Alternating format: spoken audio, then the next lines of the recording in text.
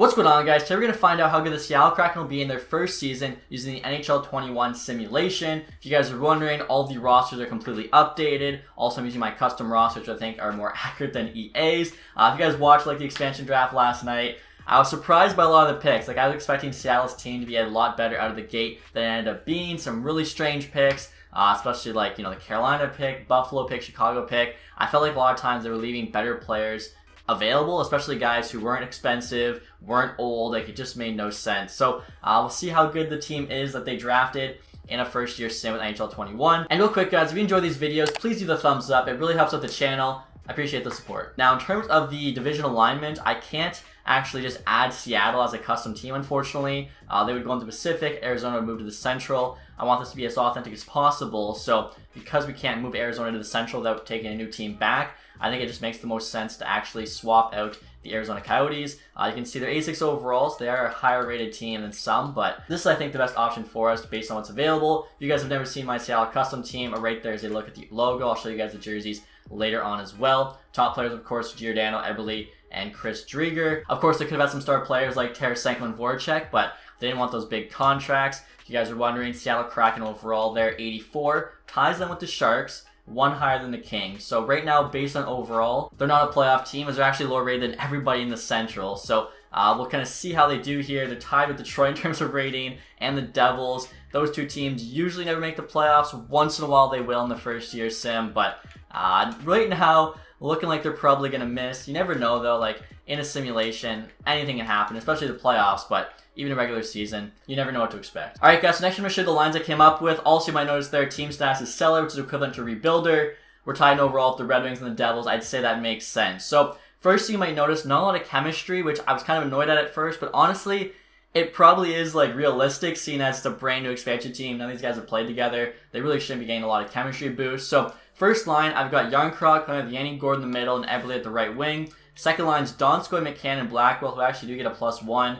Third line there is Tanev, Appleton, and Cole Lind. I believe Appleton and Tanev played together on Winnipeg. Then we have Quinville, Geeky, Bastion as the fourth line. In terms of the defense, we actually get some good chemistry boost. So Alexiak, Giordano on the top pair getting a +3. Larson and Dunn on the second get a +1. And then Cholowski, Hayden Fleury there, the younger D pair on the bottom pair gets a 0. Alexiak's only an 81, but they're paying him like a top pairing defenseman, $4.6 million. Second highest paid defenseman on the team behind Giordano. So I feel like that's fine. In terms of the goaltending, we got Driedger, of course, as the starter, 83. Vanchek there backing him up. It's not too bad a goalie tandem. In terms of the special teams, we get +1 on both. Eberle, Blackwell, Gordon, McCann, Giordano is the first one. Second, there's Donskoy, Yarncroc, Appleton, Cholowski, and Dunn. Blackwell is a center. Plays center on the power play, but not on the regular line. Just kind of worked out better this way. You can see the two 4-mans there, not terrible. The PK is 2 zeros. 3-mans could not get better than 2 -1s, but usually it's tough to do. In terms of the extra players, you guys are wondering where they are. They're actually all on the AHL team, so only 2 forwards. Twinsky here and True, both on the first line. Defensively, it's actually all 6 Seattle defensemen in the AHL. They drafted 12 total, so we have 6 in the NHL, 6 in the AHL. Carson Soucy, Cale Fleury, Hayden's brother on the top pair. McDermott and Lowe's on the second, get a +3. And then Bayreuther and Borgen on the bottom pair. These are 2 of the weirdest picks. Bayreuther from Columbus. Even a guy like Stenlin, I think, makes more sense. Or Dean Kukin on defense.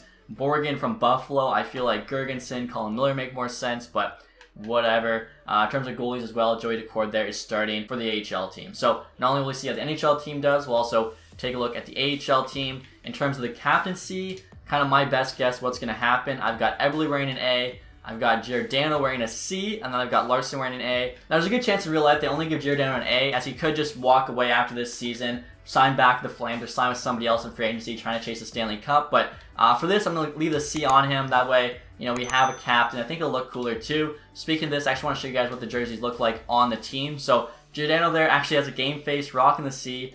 I think that looks pretty clean. Giordano number 5 with the C. Honestly, I'm pretty proud of how those jerseys came out. Show you guys a few other players here. If they don't have a game face, it's kind of worthless. Jordan Eberle does, though. Also, you can see him wearing the A. Number 7, Eberle, I think that's pretty clean. I think he was wearing the away jersey when he got announced as Seattle Kraken member. Adam Larson's game face is terrible, but if you guys want to see Larson there, yeah, does not look anything like him. So Adam Larson on the Kraken. Yanni Gordon I already took a look at as well. His is pretty terrible too, but I'll just show you guys quickly. There you go, Yanni Gourde as a member of the Kraken. I'll give you guys a quick look at the goalies as well. I was looking at Drieger, and he still has the Florida equipment. Vanacek also with the Capitals, but it just matches a little bit better. So I'll show you guys Vanacek here. The white and red, basically just all white equipment, I think looks a bit nicer. His helmet matched a bit better, so there you go. That's a look at the Kraken goalie. Like I was saying too, next I want to show you guys the ratings for this team. I feel like, I'm trying to think, defense is probably their strong suit, offense definitely weak. So we're at the last preseason game here against the Canucks. 4-1-1 so far. Giordano's got 9 points in 6 games. Not too bad at all. So we'll see here. We have 81 offense. That's not great. That's not great for an NHL team. You'd want a high 80. 89 defense is actually respectable. And then 83 goaltending. It's okay. So kind of as you expected, this team's strong suits are defense. Because when you look at it in terms of just how most teams' expansion lists break down, they're leaving a 4th defenseman available, which is a top 4 defenseman, and then an 8th forward available, which is only a 3rd line forward. So it makes more sense that the expansion team will have a better defense and offense. And then the goaltending, you're getting 2 good backups. So again, 83 makes sense. Also, too, if you guys are wondering, right here is a look at the away jersey. A lot of people like the away jersey a lot better than the home in real life. I think they're both pretty nice. I might even lean towards the home. And I think I made an alternate jersey. Yeah, I made this one here. Made like the pirate theme with all the stripes.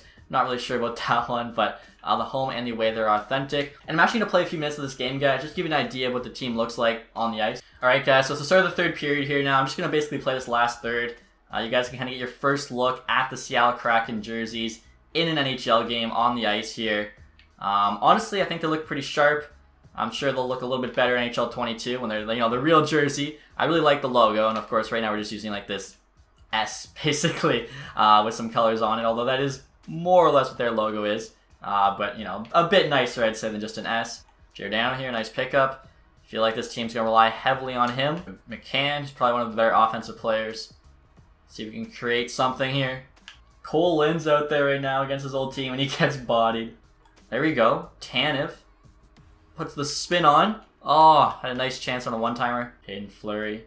Little spin pass. Appleton got nothing on it. Alright, guys, we unfortunately lost our last game of the preseason there against the Canucks, but we're going to start the sim now. See how this team does. And it's kind of funny, guys. I put Luke Henman on the team, but apparently he didn't have a contract, but he just accepted it, so good to know. So just into the Christmas break here, guys. We currently have a record of 17, 19, and 3. We were actually like pretty good. I would say pretty good at the start. I think we were like 9 and 7. Not a great month of December. Doing better than the Kings, and that is it. But we're only 5 points out of a playoff spot there behind the Canucks. Giordano's playing quite well, almost a point per game, so we'll see if the boys can rally here. And we're at the deadline now, guys. Record of 23, 33, and 5. Not playing too great. Still above the Kings, but like I mentioned, we had a decent start. We were 9 and 7 or so. Bad month of December, even worse month in January. So, yeah, the team, I don't know, maybe they surprised a few people, but after that, not looking the greatest. I'm assuming, oh no, Yanni Gourde now leading scorer, 53 and 61. For us to make the playoffs, we have to gain 15 points on the Flames in 20 games. Probably not going to happen. And look at this huge trade that just went down. Chicago trading Jonathan Toews to the New York Rangers with a 3rd round pick for a 1st and Skinner. And the regular season is now over, guys. We finished the record there of 31, 45, and 6. So 68 points. The Kings actually ended up being 2 points above us with 70. I'm not sure whether or not we'll last the entire NHL. Yanni Gourde, 69 points. Nice. Predators 3 up on us. The Predators trade away so many guys. Yarncroc from the expansion draft. Arvidsson trade away. Ryan Ellis trade away. Red Wings 81, not bad. Devils 69. We're 1 point behind the Devils. Last place in the NHL. I mean, if this is the team the Seattle starts the season with, I don't think the EA Sim got that wrong. Like, there's not a whole lot here. Giordano, pretty good season there, 37 years old, 65 points. Eberle, 62. Yarncroc, 49. So we only had 3 players to put up over 50 points, which definitely is tough. I mean, yeah, you look at these guys, I don't really think they're underperforming. Like, you know, that is about what they perform. You would like to see somebody pop off with more ice time. And I guess Gourde, 69 points, I do think is a career season for him. Yeah, 64 was his previous career best. Eberle, I feel, has to have had 70s at one point. Or maybe not. No, 65 and a 63-point season with Edmonton. Actually, no, 11-12, he did have a 76-point season. So, Eberle, good season, not his best ever. We'll see how the goaltending tandem did. So, Drieger got most of the starts. .904, 3.31. So, decent save percentage, not a great goals against, probably just because our team was getting, you know, tons of shots against them. Vanacek, rough numbers, .884 and a 4.26. I'll check with the AHL team, actually. Totally forgot. Had a bunch of Seattle Kraken players in the AHL. So the 2 top players on the AHL team are not Kraken. Cale Fleury, though, defenseman, 47. 2 more guys, not Kraken players. Come on. Drinsky there, 35, so that's good. Lozon, 34. How did Joey Decord do? Positive record, .923 and 2.43. So that is nice to see. We'll have to check the AHL team in the standings after the NHL team. Scoring leader for the entire league, Connor McDavid, you kind of expect that. Peterson, second. Rankin, McKinnon, Bergeron, Nugent Hopkins, Besser, Marner, Barkov. Okay.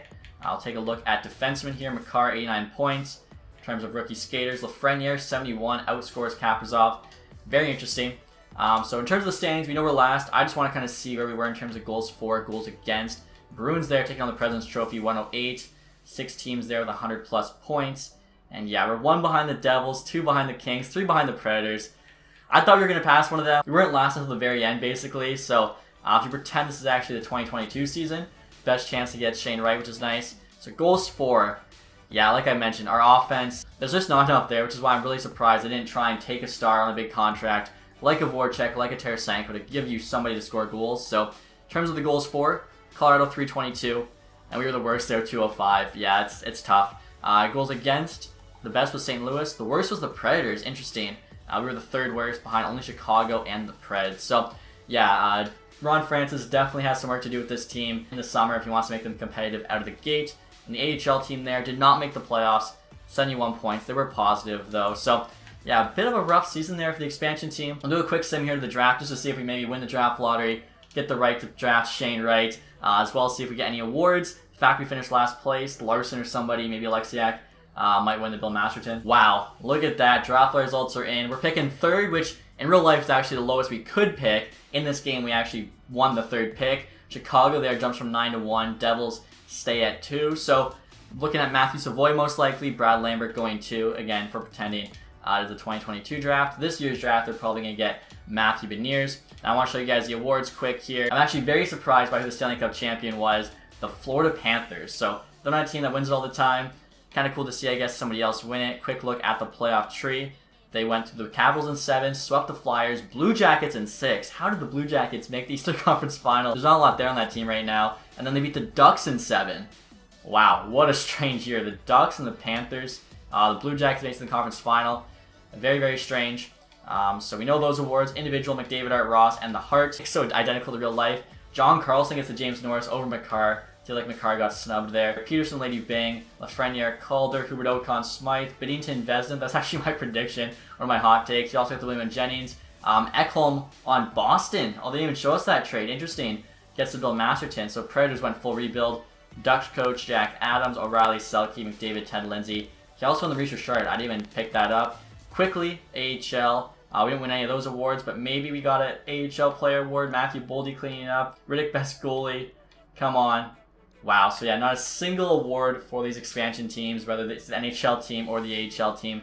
That is tough, but after yesterday's draft, when they, basically let a lot of good players slide just because they had a bigger contract, I think it showed they're more building for the future than the right now. So definitely a different approach what the Vegas Golden Knights took, especially no side deals. All the insiders on Twitter were saying about all these side deals, and they said, oh no, it's not side deals. It's players that are going to flip after the draft. And there was one player flipped. It was Tyler Pitlick, who got traded to the Flames for a 4th round pick. I was actually waiting, for those trades to go down, and yeah, one trade happened. So Seattle, if you're a Seattle fan, it looks like you're going to have to sit through a few years of rebuilding if the EA sim is correct. But that is it for this video, guys. Hopefully you enjoyed it. As always, if you did, leave that thumbs up. If you haven't subscribed yet, make sure to hit the sub button. Thank you guys so much for watching. Have a nice day. Goodbye.